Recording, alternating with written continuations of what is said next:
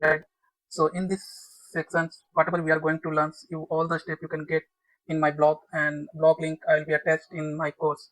So first part we are going to learn how to create the EC2 servers, because this is our bootstrap servers to create the Kubernetes cluster. By using these servers, we are going to run all the command to create the Kubernetes cluster.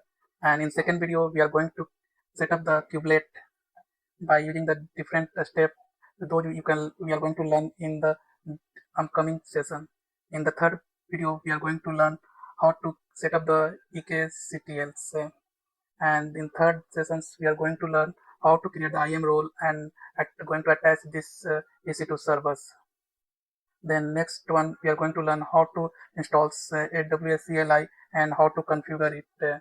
Then after that we are going to create our Kubernetes clusters and nodes, and then going to set up the context, and then we are going to access the our Kubernetes cluster by using this context. After that we are going to delete the our Kubernetes clusters. So